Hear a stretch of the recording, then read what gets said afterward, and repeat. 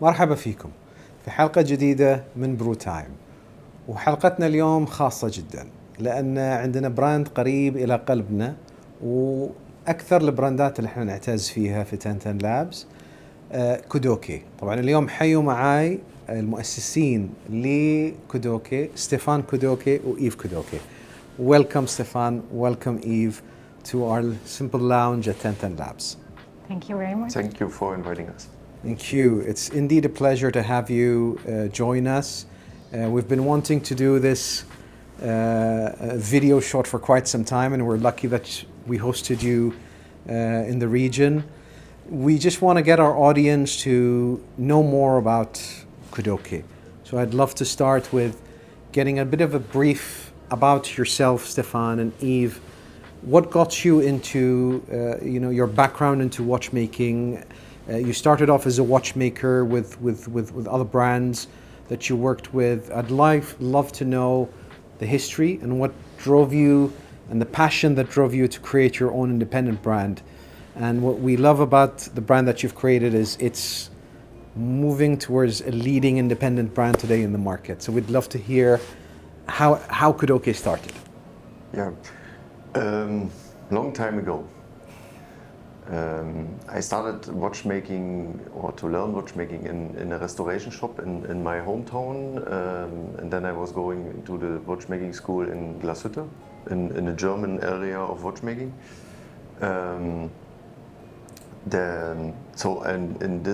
When I learned watchmaking in this restoration shop, I found my passion for this beautiful craftsmanship. So that's the way. And then I worked for the big brands like Glashütte Original. I was in an atelier for complication and prototyping, it's starting more and more passion. And after some years, I started next to the university where we met each other. We started the Kudoke company too. And what age did you start watchmaking? Was it after you graduated from the University of Watchmaking, or was it before? What got you into watches, Stefan? I finished the normal school with 16 and started to learn watchmaking with 16 years. Okay. When I was 16 years. Almost 30 years ago now. Almost 30 years ago now. So 3 years apprenticeship in watchmaking.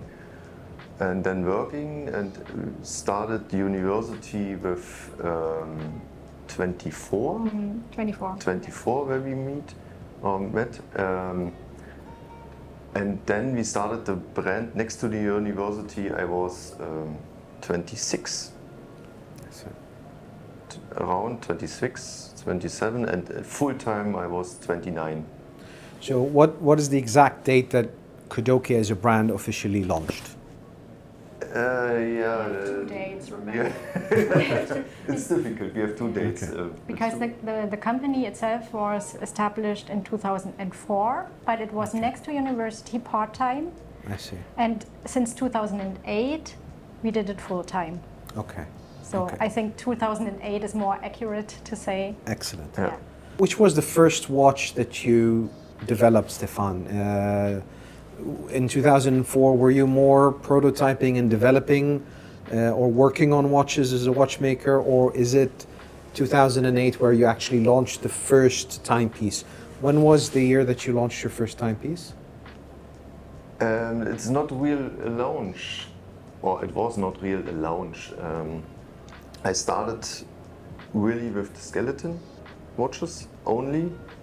Engraving, skeletonizing the existing movement from Switzerland, and sell it to collectors direct. It was not a launch. It's a lot of custom pieces. Yeah, custom pieces. So See, this is an interesting part. What we see is in Germany, a lot of the major watchmakers love skeletonization. And Germany specialized with the skeletonization of watches. So is there a reason why we find a lot of watchmakers, or Germany specifically, be specialized when it comes to skeletons? Is there a reason behind that? Is the infrastructure, let's say in Glashütte, supportive of, let's say, skeletonization. Now, I know, as you rightfully said, a lot of the collectors want unique pieces, and today skeletons actually cover that side because they really see the details of the watches, and you can customize and do a lot of bespoke. But is there a reason why you see a lot of the watchmakers in Germany focus on the skeletonization part? I don't think there's a reason. It's just a personal thing of the individuals, of the watchmakers. So you don't learn skeletonizing in a watchmaking school. It's not part Correct. of the school system, or engraving is a different craftsmanship, for example. Correct. You have to teach yourself by your own, to learn from magazines, trying it, then comes the passion. But there is no. Yeah, it's only a personal thing, what you like and what you don't like. Okay. So you started off developing bespoke skeletonization watches of existing watches. So as a client would have an existing watch. You would basically develop the skeletons and develop it bespoke, or you would actually develop the watch from scratch, i.e. source the movement, develop the casing, and then develop the scale. How did you start? Yeah, the second way. I never made a watch from an existing brand and skeletonizing or customizing. It was only researching movements or by movements and make it from scratch with my own design and own style. Okay. And when did you start introducing your lines? Now, as we know, Kudoke has two main lines today. Yeah. The Handwork and the Kunstwerk, Yeah. where one line is more towards the skeletonization of watches, and the other is more towards complications in the timepieces. And you've developed flagship timepieces that are very well known today in the watch industry. So when was the first watch, and which line was it? First was the Kunstwerk with all these skeleton watches, and for example, when we say we started full time 2008, in 2015, 16, 17, around this time, I came in a like little depression of creating the Creative crisis, you would say, not crisis. depression. Sounds too strong. Creative crisis. So I told Eve I have to do something else, because always when you do always the same things, it's a little bit boring one day. So and then I was in a creative crisis and starting to think about a new collection, and that was the beginning to think about the second line, the Handwerk line, to start with. And then, I didn't find a way to do it. Because he was blocked, I'd say. You know, if you do all the one style, you think you have to stick with it to keep your identity. Yes. But we were discussing that a lot, and in the end we said, just start from a blank paper. Just make your head free of everything that was before and start with whatever you like at the moment. And that was how the new DNA of the Handwerk collection. Yeah, and then it started with with Kudoke 1 in 2018 and with Kudoke 2 in 2019. If we go into the models themselves, let's still go back to the Kunstwerk, which is the skeletons. You were very well known for the Octopus. Yep. And we'd love to get our fans to actually know, why did you select the octopus? And I would, raise the hat, for the name that you provided, which is very hip. So the Octopus, and it is a flagship. Today I'm wearing the Octopus. It is indeed one of your flagship timepieces. But why the octopus? I really want to know the reason behind choosing the octopus. Yeah, when you think about new designs, and sometimes you are thinking and you are blocked in your mind, and then it's one point that comes up the idea, and there was the Soccer World Cup in 2006. And we had in the German TV we have the Oracle Paul the Octopus. Correct. And he was, yes. Predicting the matches. The winner of the Correct. games. And then I was thinking about an octopus as an animal in the watch. And then I told if it's a very good animal because when you have the tentacles, you can make every design. It's so flexible. It's so flexible in the movement because you have always the point that you have to think about the fixed points in the movement. They have to stay. You cannot cut out them. So and with this animal, it's very flexible and it's a nice animal. And the mixture of the silver tones and the rose gold gives it even a much more attractive point when it's on the wrist. It really gets the attention. The details of the tentacles. Usually, Stefan, how long does it take? Everything is engraved by hand, so you do it personally by hand. Usually, let's say developing a skeletonized watch, specifically a Kudokopus, how long of a process does it come in to get in a final watch being produced? When you have existing model like the Kudoctopus, from the start to the beginning, it's up to 3 weeks with all these little steps. When you start from scratch with a design, I don't know exactly because it's depending on the design. You have to find the right design and then discussing and changing, and then so the process of production is around 3 weeks, and the design, I don't know. Sometimes we'll speak about that. We had a challenge with our own edition with you as well. Sometimes it's very quick, and sometimes you give me a challenge. It's very long. And we're always giving you challenges.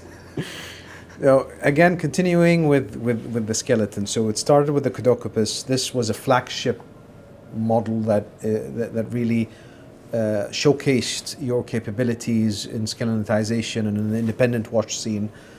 Then you started moving on for more complicated skeletonizations when we started seeing the Panda, which was even a much more challenging, skeleton to develop. And then you've got the other models that you even developed on a bespoke basis to certain clients. But it'll be interesting for us to understand the Panda. How did the Panda? What was the challenges with the Panda? Given the back case, it was the watch is a transparent back case, and again the design is on the front case and the back case. It is always a concept watch. You can do skeleton watches with machines, very easy. You can do skeleton watches by hand. You cut out just the material in any design. Or what I do is I try to build sculptures and concept watches. For example, the octopus it's in the front as a design, and the tentacles goes out and comes in on the same places in the back. So the tentacles or the animal catch the wheels, for example. And for the Panda, it was the same. To find a way that the Panda is like sitting in the forest, ringworld, bamboo forest. So sitting in a real world in a watch case inside. So and then you find the challenge is to find the right design to have the working process in the watch movement, that you don't destroy the movement. The movement has to work, and then you find the design that the Panda is sitting in this concept. So you see the entire scene, in the timepiece itself. So it tells you the time, and you see the entire scene of the Panda with the bamboo sticks and with the interesting. And I believe the other interesting part of the skeletization, or the watches that you've developed, you started off with a 42 mm, given it's a Unitas space and being modified. But you've managed within the last year to introduce a more slimmer version of the skeleton models with a 41 mm slimmer line, which I believe was a challenge to also maintain, as everybody is sizing down. And it's interesting how you managed to. So can you take us through the details of how you managed to slim down the model, from 42 thicker case into a 41 more slimmer case. You know, it's wie sagt man, Mode?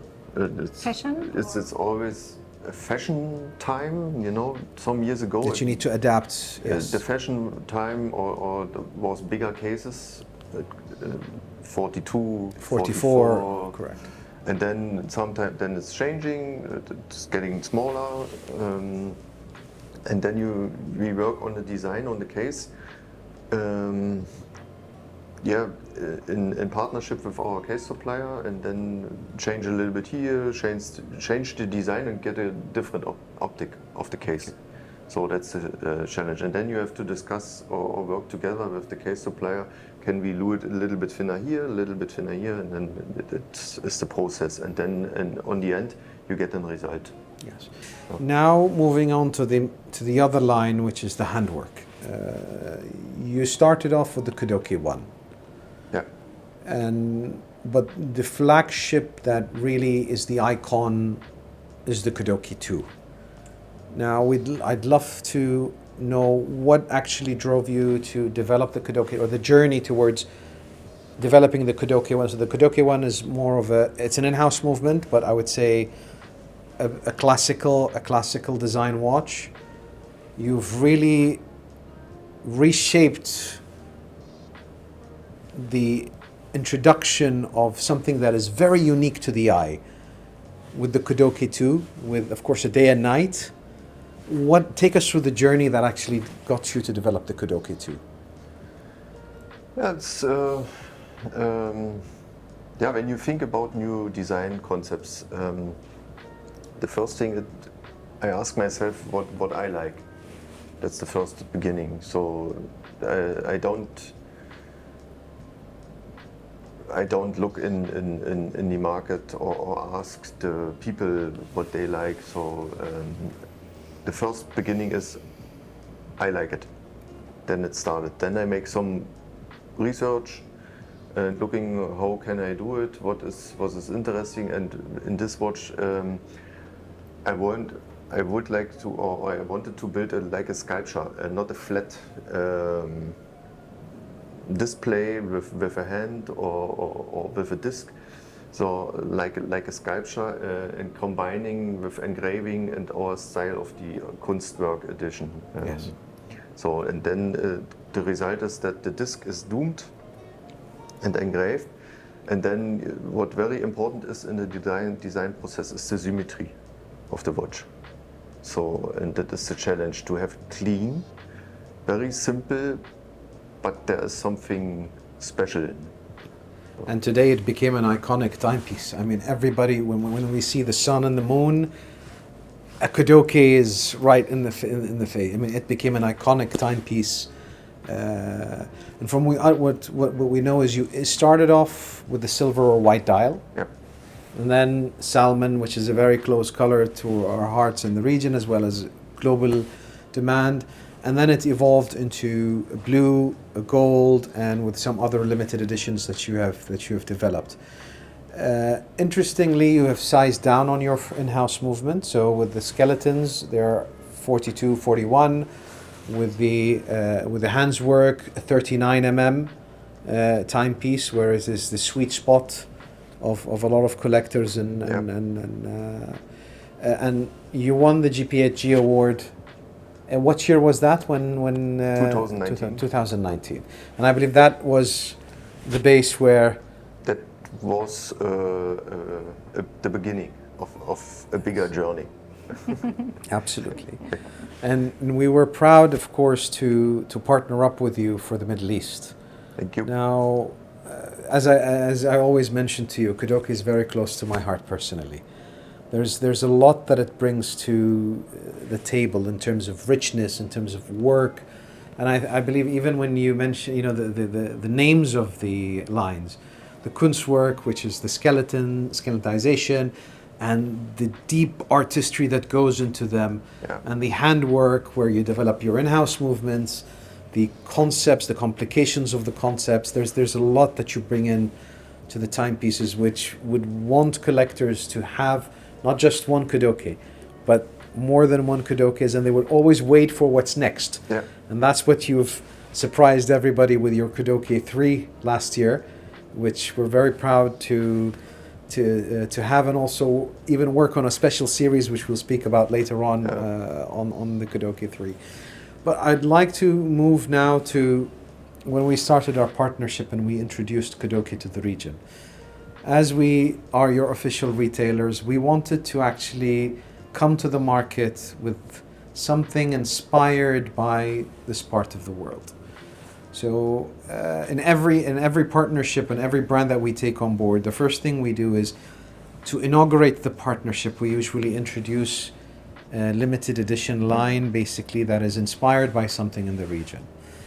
And when we worked together, we decided to start with the Kudoke 2, and it is proudly our first ever 1010 Labs edition, and we're very proud of this. So the first thing that came to our minds was we needed to have something special in terms of the color, in terms of what comes in with the watch or the inspiration and story.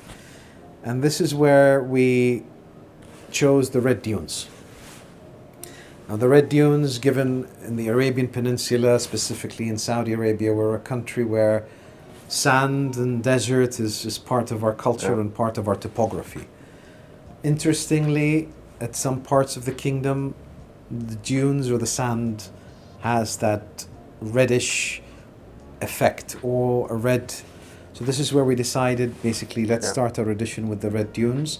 We even wanted to have the microplating, or to give a more sand effect on the dial, and we decided to develop 10 pieces, which was exclusively sold to the collectors group within 1010 Labs. I would love to hear from you, once we selected the color or the process, what actually, what came to your mind, in terms of color or the process by which the inspiration of the watch came to place within the Kudoke 2 line. Me. The interesting thing with partnership and designing and develop something together is the surprising, because when you get ideas from outside, it's or inspiration, the result is much better than when for example, I will do it by my own or alone sometimes, because there's something different mind in the cooking pot. Mm-hmm. And then the result it's completely different. So for when I do it by my own mind, then you always use the same spices, but sometimes if you have a collaboration, then another new spice is added, and that makes it very special. And I think the color here is what really makes it very special and also connects it to the region. Which is a very nice thing, because we didn't even know there were red dunes here. So for us, it was also something we had to learn about, we had to connect with. And then we did some samples for the dial to make sure the texture is right, that it's really sandy looking. And yeah, in the end, it worked really nicely, I think. And in addition to this, we also added, for the first time in a Kudoke offering, on the back case where the movement is, you always engrave Kudoke onto the plates. We made sure that within this edition, Kudoke in Arabic would be in place. And you did an amazing job. Thank you. Engraving by hand, Kudoke in Arabic, and it was the uniqueness of this edition was not just the color and the inspiration, but also having the first ever Kudoke timepiece engraved, the name Kudoke engraved in the Arabic language. It was a big success for us, and we're very happy that we started our first ever collaboration as a company with you, Stefan and Eve. But this was a real challenge. I believe you are always up to the challenges, Stefan. Every time we give you a challenge, you always hit the right. You make it happen, and you excel in every time we give you a challenge. And I believe this brings us to the next edition that we would want, that we develop together, which was quite challenging. Once we introduced the Kudoke 2 and successfully sold out, people started, we started to get more brand awareness about Kudoke in the region, and there was a lot of collectors actually that they were happy that Kudoke is finally in the region, and we started getting Kudokes on the wrists of a lot of clients. That drove us to actually go even way higher on the bar, and this is where we said, let's do a challenging timepiece together. And this is where the Kunstwerk or line, where we said, let's develop something related to the region with calligraphy. Now today, Arabic calligraphy is a very complicated art where you have very few select people that really are artistic enough to excel in it. So this is where we said, why not develop a timepiece with a skeleton, but using the artistic side of calligraphy and metalworks, which you're in engraving, which you're good at. And this brought us to the Ha edition. Al-Ha is a letter in the Arabic language. The reason why we selected this letter also brings the challenge, because it is one of the most difficult letters. It is the most flexible when it comes to the shapes it comes in. However, the best calligraphers need to excel in this letter in order for them to, in the Arabic language, in order for them to actually be solid calligraphers. So this got us to partner with our dear friend Jassim al-Ma'raj from Kuwait, who is a very well-known young calligrapher in the region. And we decided to have basically the letter etch, or the Arabic version of the letter etch, al-Ha, in the timepiece in 5 different positions.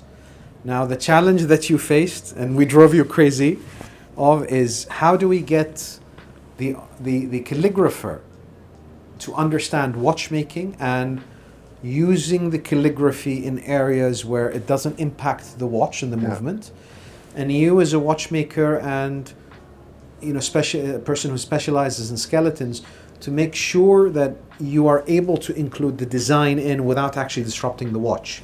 So I'd really love to hear the journey of how we made your life difficult and then how you beat that challenge and created a piece of art. It says it all. Still to think about it. You have these fixed points in the movements, they have to stay. And then you are not flexible in the movement. So with the technical parts and construction, so that's the one side. And then you have the calligraphy, and you are also not flexible because they have to be right in the right position, and it doesn't match. And then the challenge was to find a way to build this or put it together. These 2 different options or technical things. So moving ahead with the next edition that we also worked on, and I believe the beauty of our partnership is every time we introduce a timepiece, we elevate, and we even create a timepiece that you would develop for the first time, or certain materials would be developed for the first time. That drove us into the Moon and Sun edition. We said, let's do something out of the box. In your Kudoke 2s, again, we used the Kudoke 2, but we wanted to have something a bit different. The Kudoke 2 always is a day and night. We said, why not do something very unique, where we have 11 pieces to be developed in a DLC black case, which is the first time you ever do so. All the previous Kudokes never had a DLC casing. Have 10 pieces of the full moon being engraved, and again, that was a challenge. Very limited space, getting the moon engraved towards being close to identical, if not identical. For me, it's identical. You did an amazing job with the moon, and having one as a sun. So the sun and the moon together. So we only have one collector that actually has a full sun and the moon together, and the rest were all full moons. The reason why we selected the moon and the sun is because, again, the moon and the sun are part of our culture. We measure time with it, so this is where the inspiration came in. Plus having the DLC casing was something new that we wanted to introduce. Again, how, I'd like to hear also from you, how was it, how did you take the edition? Let's say when we gave you this challenge, what was the most challenging part of the edition? To engrave the moon. So because when you have an idea and then you have a picture on the screen, or a real picture or something like that is very big. But to reduce the size and get it so small and detailed on a disc with only 10 millimeters diameter, that's the challenge. Correct. Always. And you did an amazing job, frankly speaking, on it. It's an iconic timepiece. Again, it sold out very quickly with our collectors. And I believe today it will always stand out as one of the best Kudoke 2s in the market, specifically with how detailed you went in engraving the part of the moon. Yeah, we try always to engrave and to be the parts, or let it be realistic. To have like a painting, like graffiti, like painting, yes. Like but small in a microcosmos, a little microcosmos. So, and that's always the challenge, and what it makes so difficult, and it takes so much time. Correct. Yeah. So in addition to this, of course, we also provided the option to some of our collectors, and this is something I did not touch upon earlier. You develop master engravings on the back case of every timepiece based on the client's requirements. So we also introduced this even with our limited editions based on client requirements. One of your signatures is actually developing the engraving on the back case of a Kudoke, whether it's a Kudoke 1 or a Kudoke 2. That option was also given to our collectors, but we did not specifically also speak about that, and that is also a signature that you bring as with the engraving artisan side of yours. So are you limited to certain designs, or you can go customized to whatever the client would want on the back case? It depends on the design. Okay. Sometimes we get some requests with designs that it's impossible to realize it in a real watch. But the most designs are possible. Are possible. So because the advantage is we have a big bridge which offers a lot of space, like a canvas, to put an artwork on it. And so we can do almost every pattern. Yes. Yeah. And we've seen a lot of collectors actually take their wrist shots when they have the watch worn upside down to get the beauty of the engraving of the timepieces you develop. Yeah. But I also think for the moon watch we use the frosted bridge.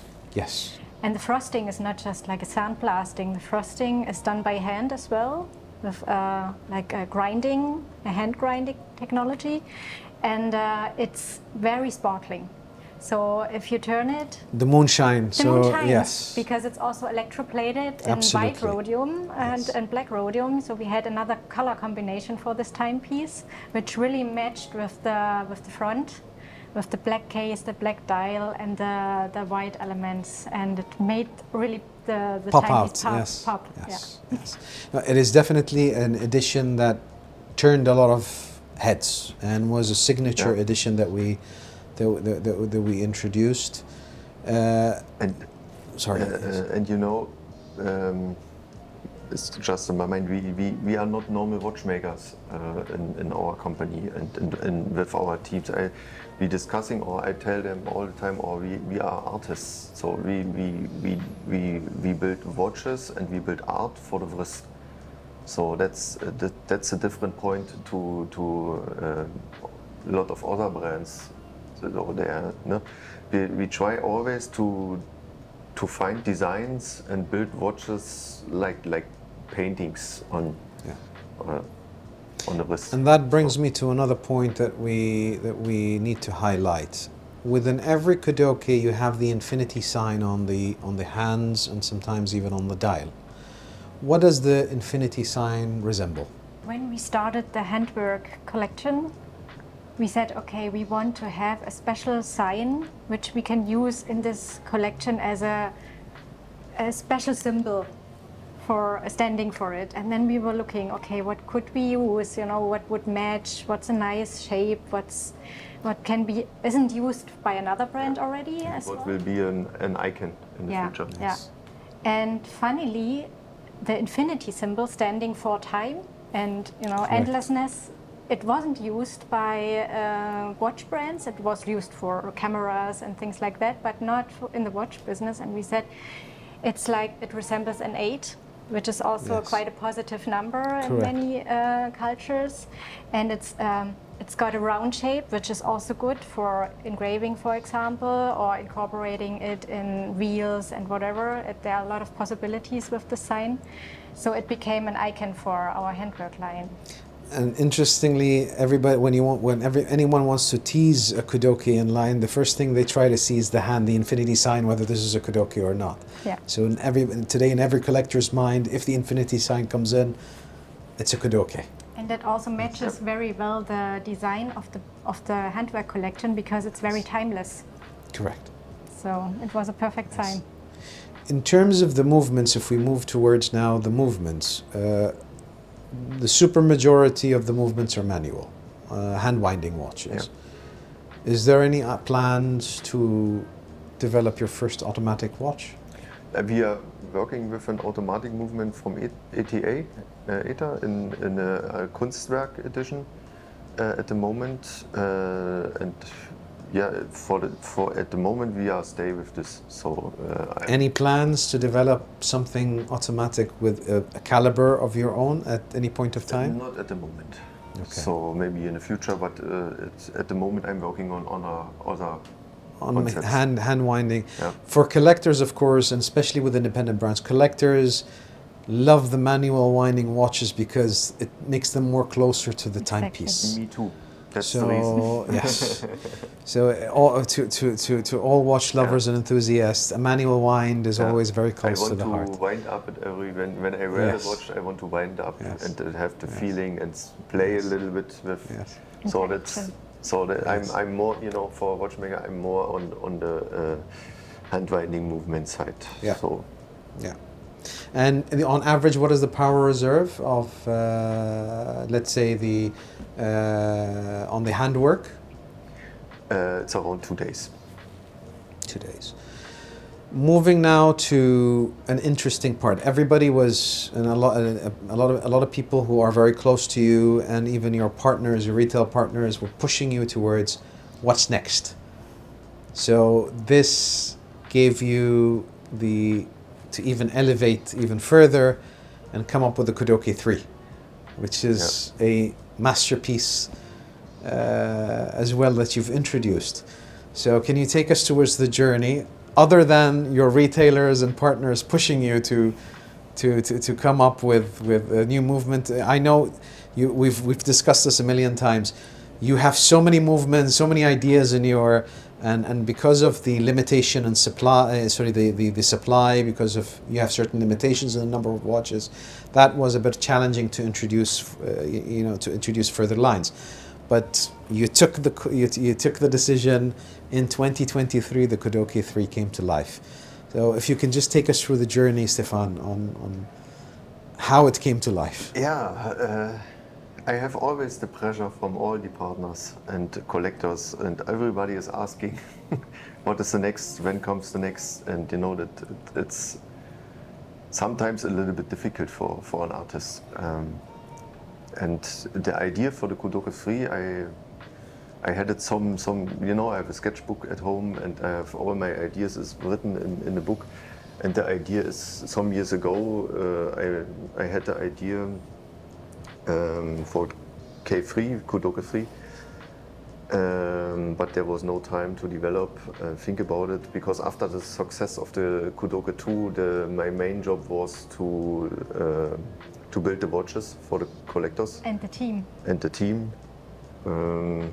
As we grew quite a lot, we have new stuff that we had to train, so that was your main job during the last 3 years before we could introduce Kudoke 3. Yeah. really to train the people to go to the level that we needed.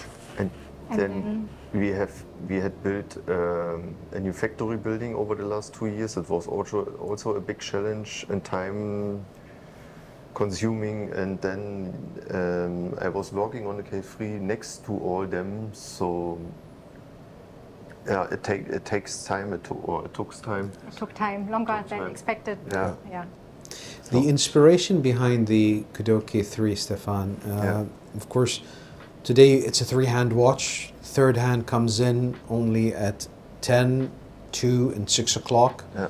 What was the inspiration behind, having the 3 hands and basically the third hand coming in at the 10 o'clock position, 2 and 6? Yeah.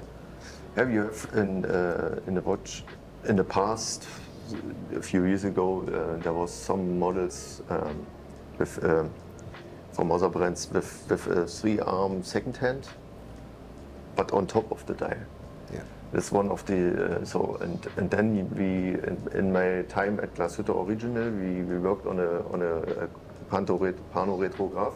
It was the first chronograph with a countdown function. Okay. And it was also with 3-arm hands, and that's the inspiration tool for the K3. And then I was thinking about it, okay, nobody is doing it with a hour hand, let us do it with hour. And we put it under the dial. That gives the watch a little mystic feeling. Mystique, yes. And then everybody is thinking, oh, it's a retrograde, but is it not? Actually, when you kept the teaser, that's the first thing everybody thought it was a retrograde. Yeah. And then you have always now with this a concept watch.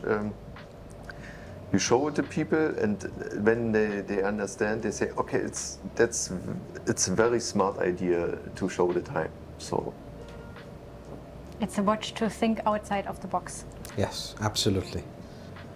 And it doesn't exist like this absolutely anywhere else. One of a kind. Yeah. It actually raised the bar, got a lot of attention, and we even elevated this with what we were going to work together on.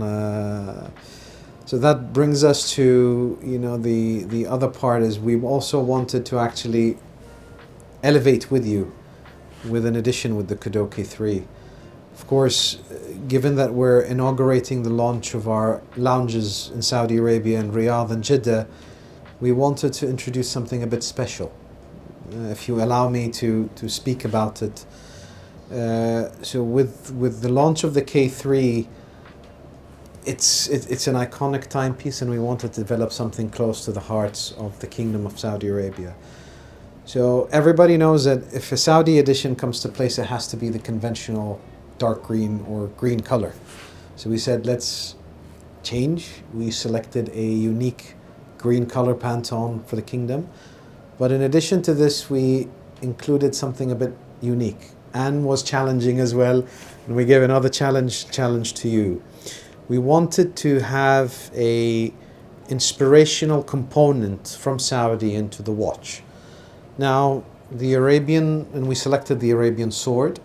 The Arabian sword is a artistic, I would say, sword that has a lot of history and culture in the Arabian Peninsula and Saudi Arabia. And it's a symbol that is within our core culture because of the beauty and the art that actually goes in producing these swords historically. Today you see it on the flag, for example, of Saudi Arabia. You see it as, and as Arabs, we always, because of the metal work that goes into the sword, be it the steel, be it the hand, be it, so we said, let's take some of that inspiration and have it on that. And this is where we included the sword as the minutes. That brought a bit of challenge technically because of the shape of the sword. Now the original swords are straight. Everybody sees Arab swords with a bit of a curve, but the original swords are actually straight, and that was a challenge where we had when we developed the timepiece. How, again, I would love to say how you actually managed to mitigate the challenge of getting the minute hand in the timepiece, and technically how were you able to actually get it perfect it? How can I say it?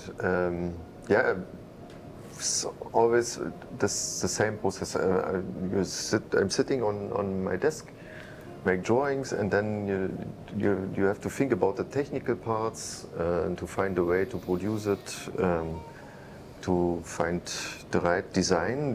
When you are fixed in the original design of the part, then you have to find a way to include it in the watch. And that's the difficult point, to include it in a perfect or right design position. So, kannst du noch was sagen? I think in this, with this sword, the main issue was the hand of the sword. Yes. Which is put in the center on the pinion, right? And the sword is it's quite thin. And the real challenge was to make it fix on the pinion and point to 12 o'clock. Position exactly, yes. Right, yes. You know, because right angle, yes. Yeah, it has a cut on top. You had the feeling that it doesn't really point to 12 o'clock when you have ended it at the ring. Yes. So I think you prolonged it. Correct. We prolonged the sword a little bit, and you managed to actually develop the pinion or balance the pinion and the handle, where it came as a piece of art. I hope so. It actually did. It is a mesmerizing timepiece, and we're very proud that we actually worked with you, Stefan and Eve, to get this timepiece out. It's indeed a piece of art. Also in our workshop, everybody loved it. So. Excellent. Yeah, And the team members was saying, well, that's a very nice one. Yeah. So. And we will not speak about the another surprise. We'll keep that for later on. But to end, I would want to say, because I've been getting this question a lot from even a lot of my collectors and our clients. Will we see a Kudoke 4 very soon? Or anything in the works? Yeah, you will see a Kudoke 4. Maybe one day. I was going to ask when. I'm working on different projects, yes, of course. Excellent. But I don't want to tell when I cannot say when I'm finished. Of course. So I'm working on new concepts, new designs. But you know, when the time is right. When the time is right and the product is ready, then we come out with it. And I don't want to say before some dates or something like that, because it gives me too much pressure. Yes, and the reason why we asked that question is, of course, as I said, we get this a lot from our clients and collectors, but at the same time, I also wanted our audience to understand. Today, you're an independent, family-owned group that has also limitations in terms of production, and you want to maintain, production at an ideal amount in order to ensure that quality control is in place. Exactly. So today, as we are aware, you produce close to 200 timepieces. What is within the next, let's say, 2 years, any intention of increasing the production? Right now we are consolidating a bit because we've grown really since the last 3 years from approximately 100 to now 200, which is a big jump for us. Yes. So we now want to make sure we settle a bit, make sure quality is kept like it is, and then grew step by step, but not too much. So. And that's the right way